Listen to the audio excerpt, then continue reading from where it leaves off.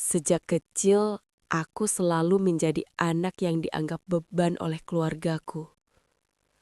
Kakak-kakakku sukses, ada yang jadi pegawai negeri, ada yang pengusaha.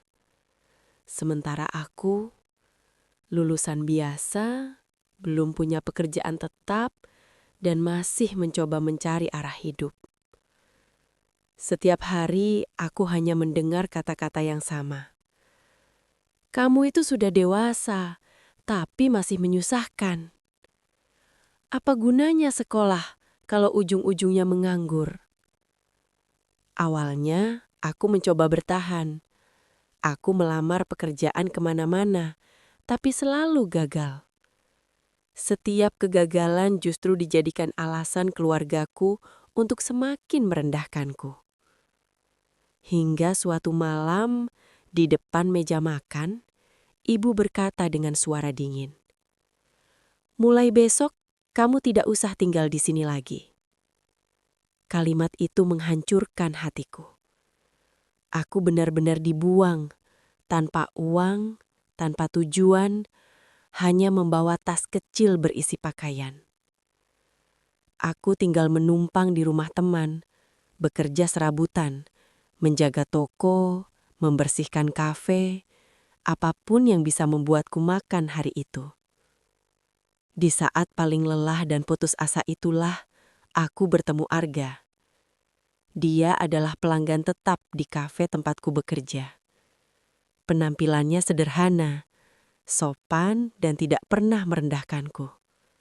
Dia justru sering berkata, "Kamu pekerja keras, jangan pernah malu dengan prosesmu." Kami mulai sering mengobrol. Aku baru tahu, dia adalah pemilik perusahaan besar, seorang pria kaya yang memilih hidup sederhana. Yang membuatku jatuh hati bukan hartanya, tapi caranya menghargai manusia. Saat dia melamarku, aku sempat ragu. Aku ini tidak punya apa-apa. Keluargaku saja membuangku. Argas tersenyum dan menjawab pelan. Aku menikah denganmu, bukan dengan statusmu.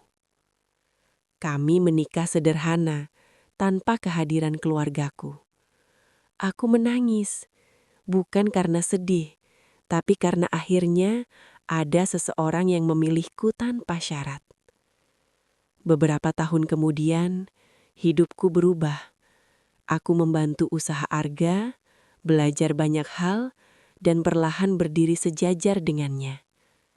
Namaku mulai dikenal, bukan sebagai anak pengangguran, tapi sebagai wanita tangguh. Suatu hari, keluargaku datang ke rumahku, rumah yang dulu tak pernah mereka bayangkan bisa kumiliki. Ibuku menangis, meminta maaf. Aku hanya tersenyum dan berkata dengan tenang, "Terima kasih sudah membuangku dulu. Kalau tidak, aku tak akan pernah belajar berdiri sendiri dan menemukan kebahagiaanku.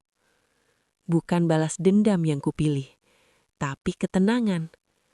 Dan itu jauh lebih menyakitkan bagi mereka." Hari itu, keluargaku datang lagi. Bukan untuk meminta maaf, tapi untuk meminta tolong. Usaha kakakku bangkrut. Rumah orang tuaku terancam disita bank. Mereka duduk di ruang tamuku dengan wajah tertunduk.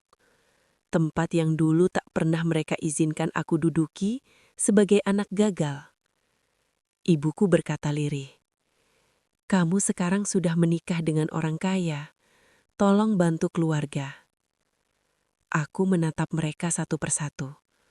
Orang-orang yang dulu membuangku saat aku tak punya apa-apa. Dengan suara tenang, aku menjawab, "Dulu, aku hanya minta waktu dan kepercayaan. Kalian memberiku pengusiran." Aku berdiri, lalu memanggil asistenku, "Tolong antar tamu keluar." Wajah mereka pucat. Ibuku menangis, berlutut, memegang kakiku. "Kami salah, kami keluargamu." Aku menurunkan tangannya perlahan. Keluarga tidak membuang, keluarga tidak menghinakan, dan keluarga tidak baru mengingat saat butuh uang. Aku membuka pintu sendiri. Aku sudah membangun hidupku tanpa kalian. Sekarang, lakukan hal yang sama. Pintu tertutup. Bukan dengan teriakan, bukan dengan makian, tapi dengan ketenangan yang tidak bisa mereka bantah. Dan saat itulah mereka sadar, kehilanganku adalah hukuman paling kejam yang pernah mereka terima.